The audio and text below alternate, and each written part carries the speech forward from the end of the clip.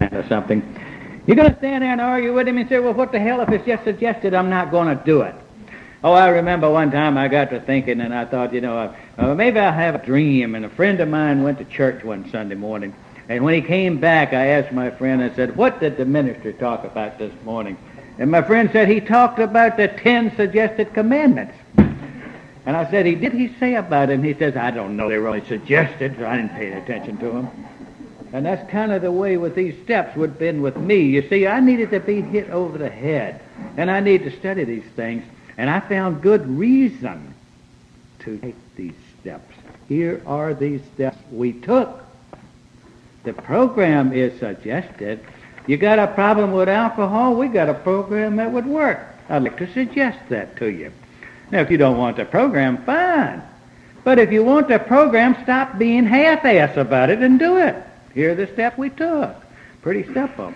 Vivi, being a school teacher, she was very insistent during the break that I tell you that the only reason we were going so fast is because we knew that you already know all of the things that we were covering.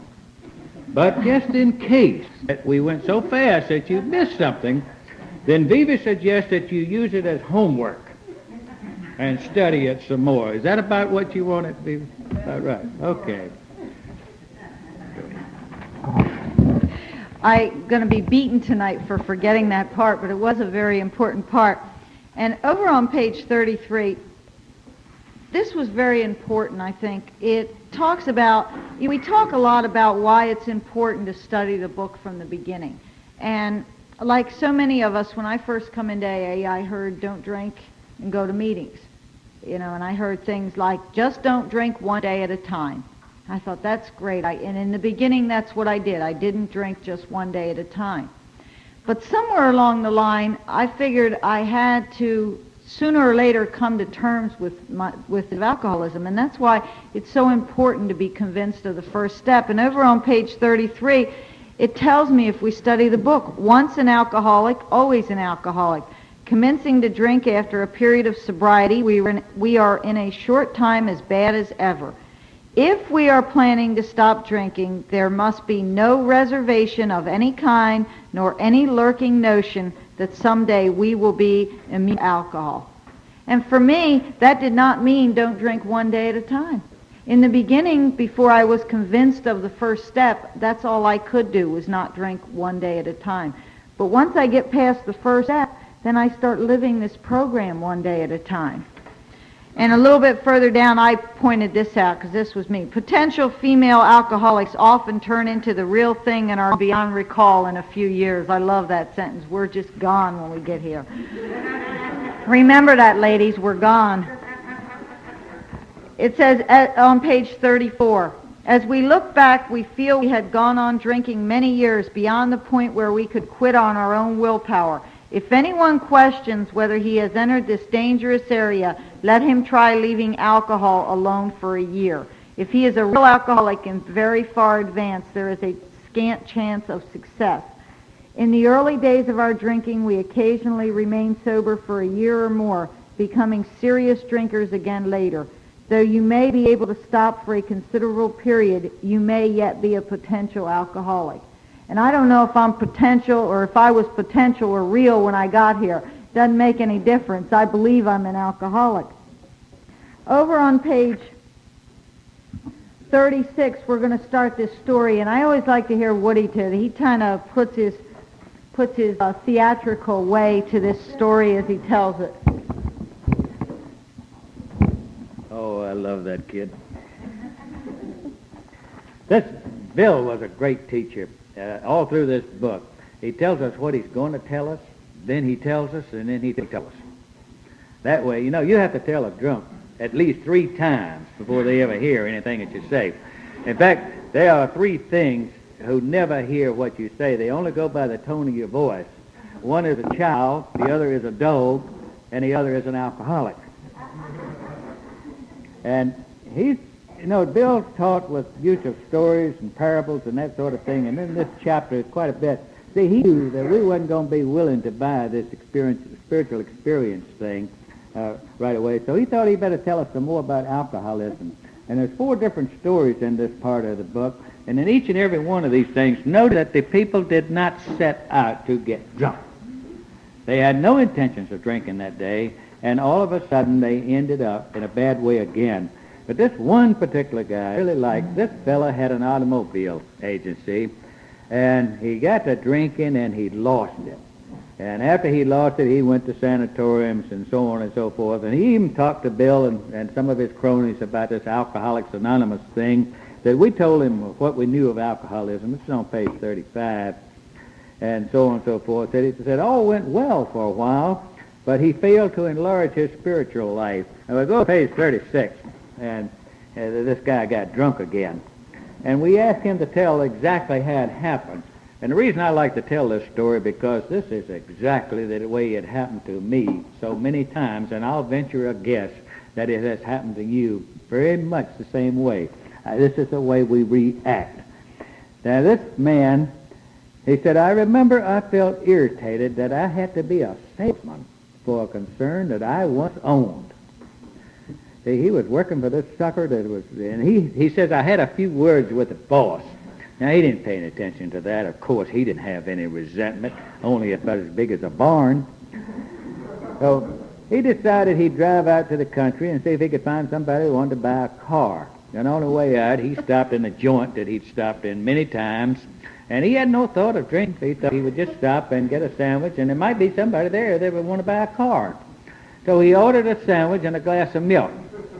And while he's sitting there eating his sandwich, he thought, well, you know, I could put a glass of whiskey in that milk, and on a full stomach it wouldn't hurt me. And you know, no effort at all. Of course, there's that big resentment hanging back there someplace. You know, he's pretty well ticked off about this boss and not having his business, and so on and so forth. So he orders that milk, and still no thought of drinking, except that after he had this one, the experiment went so well that I ordered another whiskey and poured it into more milk. Now, I could have told this idiot that wouldn't work, because I had tried that. You see, in squiggly here, this is the obsession. I have a note in my book right beside this paragraph. I think this describes the obsession, not the craving. See, the craving is after I have had a drink, and it has activated my allergy, and it has set up a phenomenon of craving, and I have to have more. This is the obsession when I haven't had a drink as yet. But the obsession of the mind tells me it's a good idea, that I should have a drink. Suddenly the thought crossed my mind that if I were to put an ounce of whiskey in my milk, it couldn't hurt me on a full stomach. I ordered a whiskey and poured it into the milk. I vaguely sensed I was not being any too smart, but felt reassured as I was taking the whiskey on a full stomach. Now, everybody knows, every alcoholic in the world knows that if you've got a full stomach, or you can eat a quarter pound of butter before you start drinking, and it'll have no effect on it all. Thus started one more journey to the asylum, if you'd like it better, treatment center, for Jim. Here was a threat of commitment, the loss of family and possession, to say nothing of the intense mental and physical suffering which drinking had always caused him. Squiggly writing. He had much knowledge about himself as an alcoholic. He had a lot of self-knowledge of all kinds.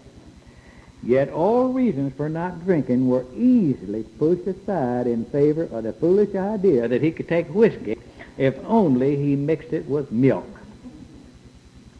Whatever the precise definition of the word may be, we call this plain insanity. Now, we're starting to talk about the second step here quite a bit, aren't we? You know, came to believe that a power greater than thyself could restore us to sanity. And I think what this chapter is talking the most about is this being restored to sanity. I remember when I was in AA for a little bit, I told the Stoop, who was my sponsor. I don't know why I didn't get any smart sponsors. All of mine were, you know, they didn't think the same way that I thought. And in fact, for 5 years, I never said anything right for this guy. But now, I told him, I said, I just came in here because I drank too much. I am damn sure not insane. He said, well, if you don't like the word insanity, why don't you try stupidity? And I thought about that for a little bit, and I said, well, I hate to think that I was stupid enough to do these things. Maybe insanity would be a better word. Well, usually when we're at the step in a meeting, or if we're at a step meeting or something, what goes around is everybody starts telling about the insane things they did when they were drunk. Now, this is not what we're talking about. Everybody does insane things when they're drunk. You watch a social drinker that gets too much to drink. They just don't know how to drink, and they make an awful fool out of themselves, Alcoholics know how to handle that stuff up to a point. But anyway, what they're talking about is the insane thinking that I have stone cold sober, not drunk. What could be more insane than for me to say I've been around AA for a while now? I think it'd be all right for me to have a couple of drinks. I believe I can handle it. That is pure insanity. Or maybe before we get to AA. Insane thing could be described as to keep on doing the same thing that I've always done and get different results. It just doesn't happen, because if you keep on doing what you've always done, you're going to keep on getting what you always got. That's an inevitable law of God. Now, that's not in the book, except in so many words. It tells about down near on 37. In some circumstances, we've gone out deliberately to get drunk, feeling ourselves justified by nervousness, anger, worry, depression, jealousy, or the like. If you've been in AA in a length of time, there are some horror stories. If you've been around pretty good while, you usually have a full of these horror stories. Whenever I get to this particular part of it, I never forget. There was a lady that came to Alcoholics Anonymous in Clearwater, and she did pretty good for about 6 months. And one day I went over to my bar, and she was sitting at the bar drinking a beer. And I didn't say anything to her. I went around behind the bar, and I started reading the paper. And she says, Woody, I guess you want drinking. And I said, it's none of my business. She says, I want to tell you. So I was very nervous, and my husband was in the Air Force at MacDill Air Force Base. And then my husband wanted me to go over and see the doctor and maybe get some tranquilizers to quiet me down a little bit. Well, that probably wouldn't work either. But she said, I didn't want to take tranquilizers because I had heard about these in AA. Said, so I asked God if I could have a couple of drinks just to quiet me down a little bit. And I thought he said yes.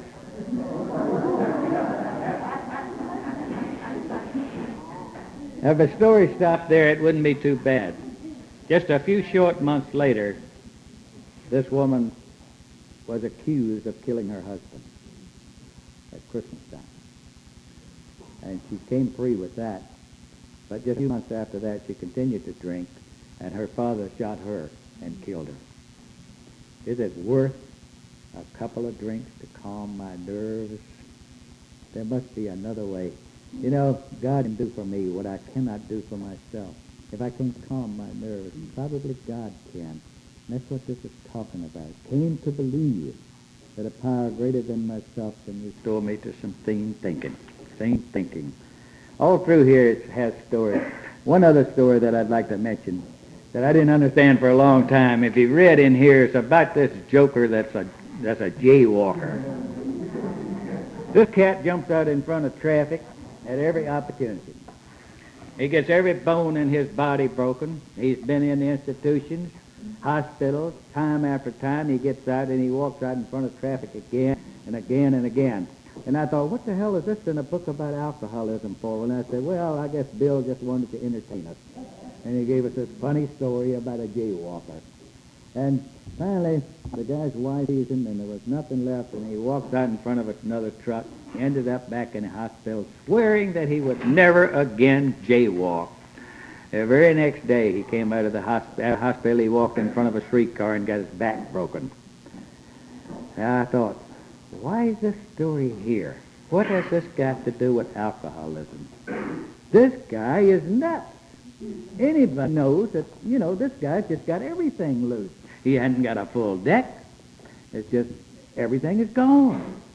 And then I started to think, what's the difference in that crazy jaywalker and this crazy drunk that keeps putting alcohol in my system, and it keeps doing the same thing to me, and I'm expecting to get different results? I was just as crazy as that jaywalker. You know, I didn't like that much. But wasn't it true that I was just as crazy as that nut that kept jumping out in front of traffic?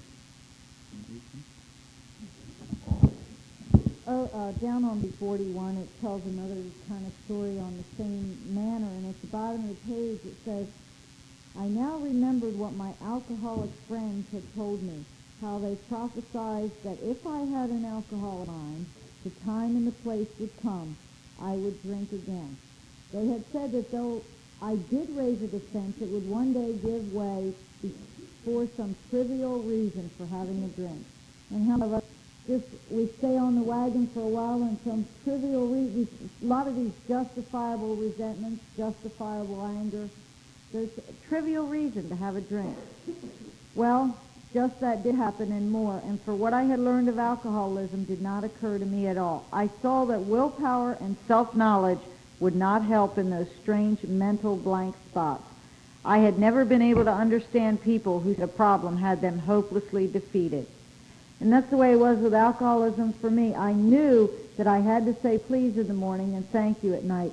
And I've had a lot of people come in since I've been in AA. I had one little gal that I've been sponsoring that she said to me one day, I said, you say please in the morning and thank you at night. So she came to me one day and she told me that she had went back out and had drank, and I said to her, did you say please this morning? And she said, yeah, I said please, but she said, I already knew that I was going to drink. And, you know, for me, when I say that please in the morning and that thank you, I have to believe that God will not let me pick up that drink, or my own conception of God. And down at the bottom of the page, this is kind of what Woody was talking about along the lines about keep on doing what you always did. It says, then they outline the spiritual answer and program of action, which 100 of them had followed successfully. But the program of action, though entirely sensible, was pretty drastic. It meant that I would have to throw several lifelong conceptions out of the window. That was not easy, but the moment I had made up my mind, and for me that means the willingness, to go through with the process, I had the curious feeling that my alcoholic condition was relieved, as in fact it proved to be. And once I become convinced of the first step, and once I become convinced that a power greater than myself will restore me to sanity, I'm on that path, I'm on that way of getting the condition of alcoholism relieved. Just quite as important was the discovery that spiritual principles would solve all my problems. Not might solve my problems, but would solve my problems. I have since been brought into a way of living infinitely more satisfying and I hope more useful than the life I had lived before. I don't know any of you guys, but my alcoholism life was not that great of a life. My old manner of life was by no means a bad one. Well, but I would not exchange its best moments for the worst I have now. I would not go back to it even if I could. And one thing, you know, we have a lot of sayings in AA, live and let live, one day at a time. And one thing that's helped me through a lot of things, too shall pass. If I can only hold on, no matter how bad my day is, no matter how bad I feel, today I have a choice whether I want to drink. And I believe that this too shall pass. Whenever I'm having a real bad day and I'm restless, irritable, and discontented, and I go see my sponsor and say, help, what's going on? I always, that little saying in AA, I feel is so important. This too shall pass. If I just don't pick up a drink, picking up a drink is not going to make it any better.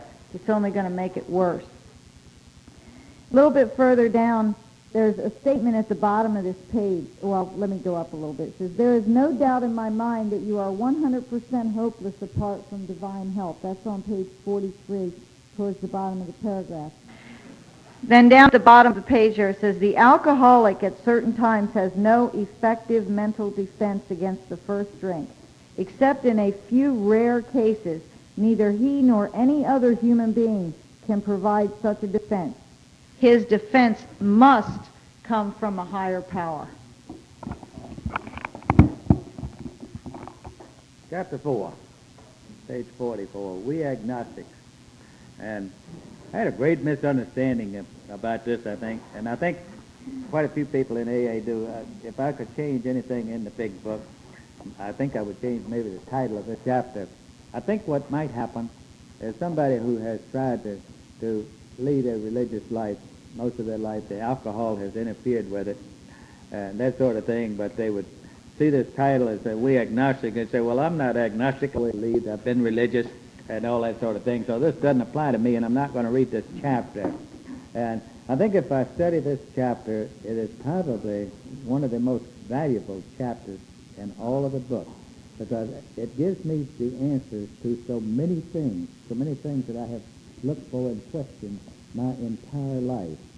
One thing that it says, the very first line of this chapter says, in the preceding chapters, you have learned something of alcoholism.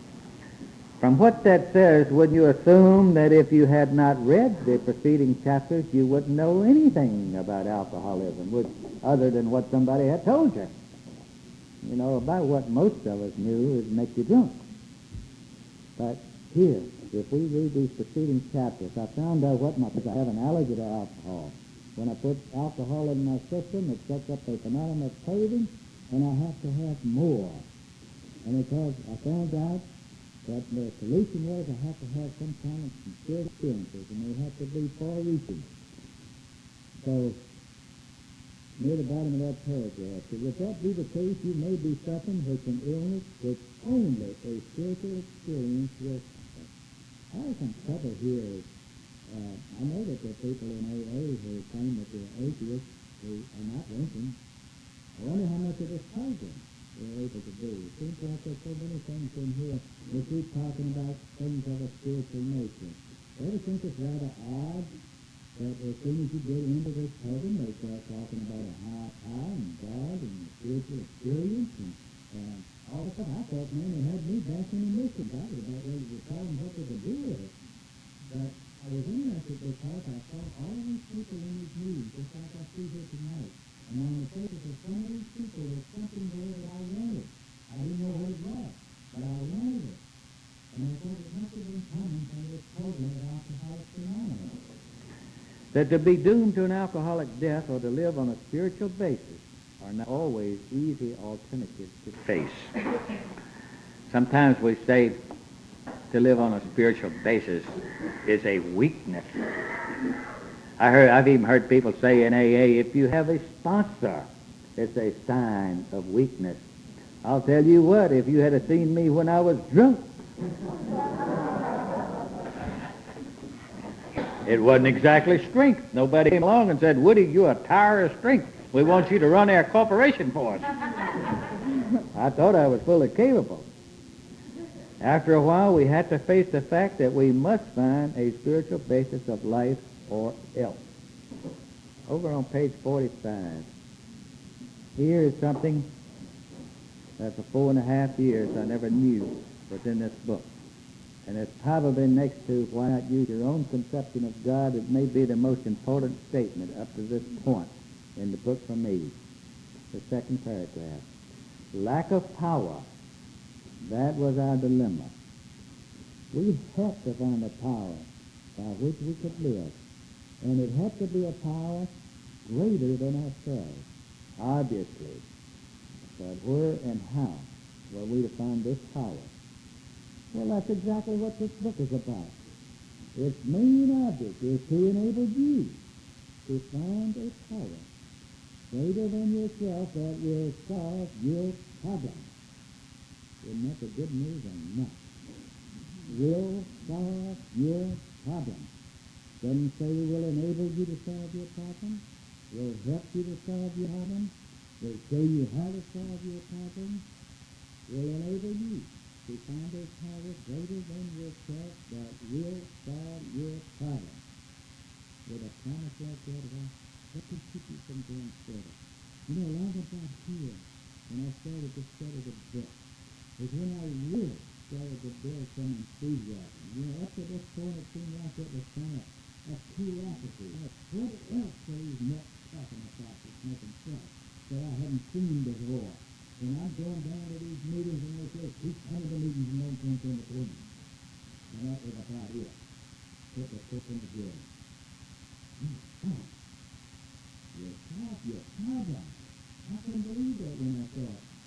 believe that it took me 4.5 years to see it. Will somebody tell me how? Some of the old and wise people in Alcoholism Anonymous didn't point this out to me. And say, here, Woody, read this. This is what you've got to have. This is the good news. Why would you keep this secret from somebody? Why did you keep it a secret from the new people that come in? And say, don't get into this big book of Alcoholics Anonymous, or you just not there with your book. I always point out to them. This book will enable you to find a power greater than yourself that will solve your problem. I don't think I can talk about that enough. Oh, what a beautiful thing. And verse 46, near the bottom. We begin to be possessed by a new sense of power and direction. So by it we took other simple steps. Simple steps. And so we use it. Chapter 47. And therefore we speak to you of God, we mean your own conception of God.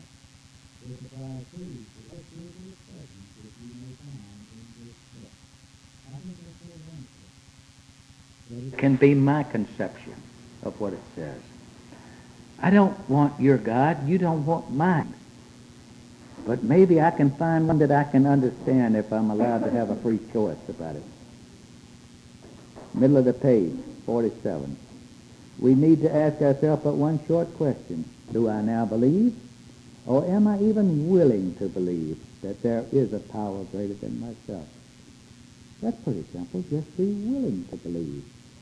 We're going to start finding in our book of lessons more and more and more about willingness. It's so important. Willingness. It has been repeatedly proven among us that upon this simple cornerstone, a wonderful, effective spiritual structure can be built. And this is a page that at the bottom is the asterisk, and it says, please be sure to read Appendix 2 on spiritual experience. And it might be well to go back and read it again. Mary wrote me a note. So tell the McDonald's story. Country boy comes to town, and I like to use Route 19 between Newport Richey and St. Petersburg because there's probably no more dangerous highway anywhere in the world than that is. And this old boy is on 19, and across the street there's a Burger King. And he's starving to death. And he's never seen so many cars in his whole life. There's 6 lanes of cars plus the turning lanes going full blast. And everybody from New York is blowing their horns. I don't know why that is. But Michigan. This New Jerseyite says it's from Michigan that's blowing their horns. I don't know. But there's a lot of it going on. And this boy from the country is no doubt scared to death. And he's standing there and he's wondering, how can I get over to the other side of that, over there to that Burger King and get me a sandwich? I'm hungry. He doesn't know what to do. And about that time, some old man comes up there and he steps out to the curb and he looks both ways at the traffic, and after a while he gets a little break and boom, he's across the street and he's over there in that restaurant enjoying a hamburger. And this guy is standing there scratching his head, but boy, he made it. And about that time, a little old lady comes up. And she walks out to the curb, and she looks both ways, and she gets a break in the traffic, and zoom, she's across the street having a sandwich. And this old boy says, you know, I believe I can do that. See, that at the beginning. I believe that I can do that. And he steps out to the curb, and he looks both ways. And he got a break in the traffic, and he's across the street, ready to get a sandwich. You see, when he crossed that street, then he knew, didn't he? But he had to believe before he could try. And once he tried, then he knew that he could do it. That's kind of like the second step leading up to our third step. You want to talk about something? Over on page 47, at bottom it talks about when people presented us with spiritual approaches, how frequently did we all say, I wish I had what that man has. I'm sure it would work if I could only believe as he believes. But I cannot accept as surely true that many articles of faith which are so plain to him. So it was comforting to learn that we could commence at a simpler level. It was so comforting to me to know that I'd not have to believe the way Woody believed, or have the knowledge that I thought Woody had, or that Vivi had. I could commence at a simpler level. And that was refreshing to me. Over on page 49, it talks about, we read wordy books and indulge in windy arguments, thinking we believe this universe needs no God to explain it. Let me tell you something. When I was drunk, I would get into some windy arguments with you, and help me out here, Woody. I'll skip over that word. True. It would follow that life originated out of nothing, means nothing, and proceeds nowhere. Imagine that. That's the way I believed. Life it was just here. It didn't come out of nowhere or go anywhere. I was a rebellious drunk. So, I like to argue with you. Instead of regarding ourselves as intelligent agents, spearhead of God's ever-advancing creation, we agnostics and atheists chose to believe that our human intelligence was the last word, the alpha, the omega, the beginning, and the end of all. Rather vain of us, wasn't it? At the top of this page, I have a notation I made a long time ago. It says, be careful. They work. Another thing is, down at the top of the page, it talks, or bottom of the page, it talks about how we used to amuse ourselves cynically by dissecting spiritual beliefs and practices, when we might have observed that many spiritually minded people of all races, colors, and creeds were demonstrating a degree of stability, happiness, and usefulness which we should have sought ourselves. And how many of us, when we were drunk, we'd see people going to church on Sunday, and we're just crawling in from Saturday, and we say, look at them old bag going to church, look at her, and she wasted her time. Bet they're holy rolling. Yeah, they don't have no fun. Boy, we was to a mean party, and I, laugh at people. And deep down inside, I said, I wished I had what they had. It was amazing when I seen this in the book up the top, page 50. It says, instead we looked at the human defects of these people and sometimes used their shortcomings as a basis of wholesale condemnation. We talked of intolerance while we were intolerant ourselves. We missed the reality and the beauty of the forest because we were diverted by the ugliness of some of its trees. We never gave the spiritual side of life fair hearing. And I'm going to jump over to page 52. There's certain things in this book that kind of jumps out at you, I think, sometimes. And down in the middle, page 52, I used to read this a lot. And it talks about we had to ask ourselves why we shouldn't apply to our human problems the same readiness to change our point of view. And now if anybody here can relate to this next paragraph, just let me know. We were having trouble with personal relationships. We couldn't control our emotional natures. We were prey to misery and depression. We couldn't make a living. We had a feeling of uselessness. We were full of fear. We were unhappy. Yeah, poor me. Everybody's always picking on me. Pour me a drink. Yeah. And it's kind of like what Woody was talking about. It says, well, when we saw others solve their problems by a simple reliance upon the spirit of the universe, we had to stop doubting the power of God. Our ideas did not work, but the God idea did. When we come into AA and we've seen other people saying please and thank you, and we've seen them depending on their power, we had to believe that it would work. Over on page 53 it says, when we became alcoholics, crushed by self-imposed crisis, we could not postpone or evade. We had to fearlessly face the proposition, and here's what Woody was talking about earlier, that either God is everything or else he is nothing. God either is or he isn't. What was our choice to be? When we come to Alcoholics Anonymous, we really didn't have much choice left. Over on page 55,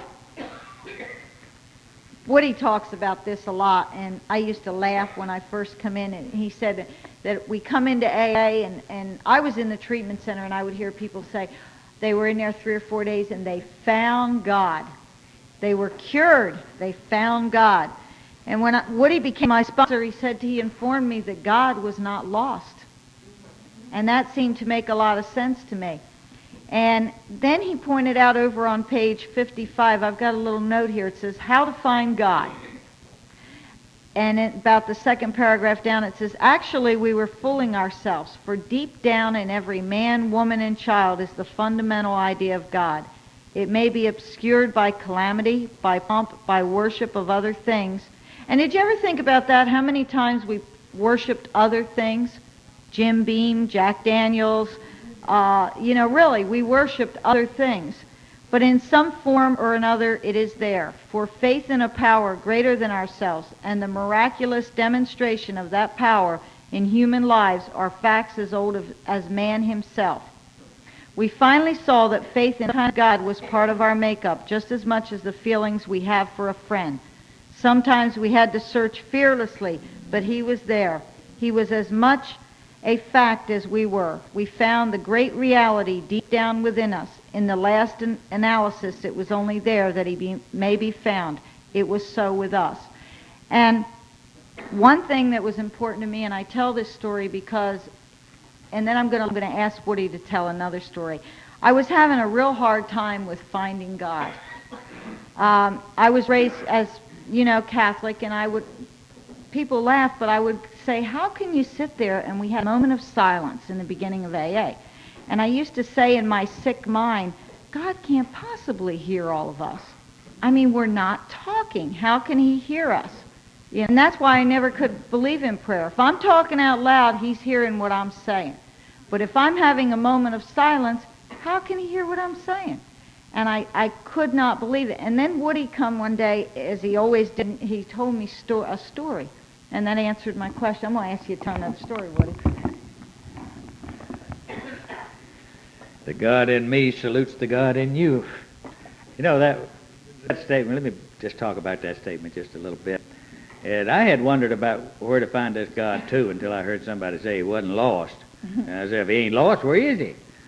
And then this is when this was shown to me, that God is inside of me. And what a revelation. You see, I once again, I was looking for a great conversion of some sort. Something was going to happen to me to make me pure and wholesome and ready to meet God, and so on and so forth. And I still hadn't got to that.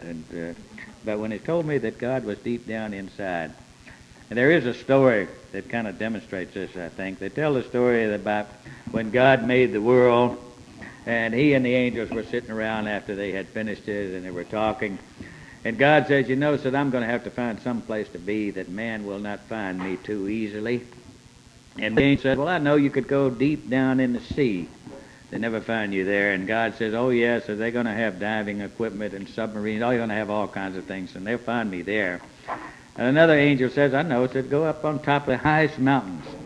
And God said, no, so they'll have airplanes and that kind of thing, and they will find me on the top of the mountain without any problem. Another one says, how about deep into the earth, way below the surface of the earth? And he says, no, they're going to have all kinds of drilling equipment, and they will make mines and tunnels and wells and all that, and they will find me there. He says, I know what I'll do. He says, I'll be in the heart of every man, and he'll never look there. I never had. I had never looked there. The God in me salutes the God in you. I firmly believe that each and every one of us has God inside of us. And you see, to this alcoholic mind, that made sense. That, and he made me wait like a year before he told me that story. But you did. But it made sense. That made absolute sense to me. Then I could pray with comfort. I could pray in knowing that God was hearing me. I didn't believe that God was hearing me before that. Second step came to believe that a power greater than myself could restore me to sanity. Once he told me that story, then I could say please in the morning and thank you at night and really believe that it was going to work. And over on page 56, there was one squiggly writing sentence on that page that jumped out to me. And I thought, we talk about how egotistical we are as alcoholics and how we get into the big I and this, that, the other. And the one thing that jumped out to me was, who are you to say there is no God? And I thought about that for a while. Who am I to say there is no God? There's an interesting thing here in the book. It has not talked about alcohol since the doctor's opinion. Hadn't told me not to drink. told me about the evils of it and so on and so forth. It's been talking about my living problem. It's been talking about how I can get some help. Talking about how I can find some kind of a spiritual, my own conception of God. Tells me about being willingness. It's trying to give me something. Tomorrow we're going to get into some more. We're going to start getting into the plan for recovery. See, this second step, all of this that we've been talking about, is part of the solution. The solution is to have an effective spiritual experiences, to find this God that's inside of each and every one of us, to use it. That's what this book is all about, to enable you to find a power greater than yourself that can restore you to sanity. Any announcements, Carl?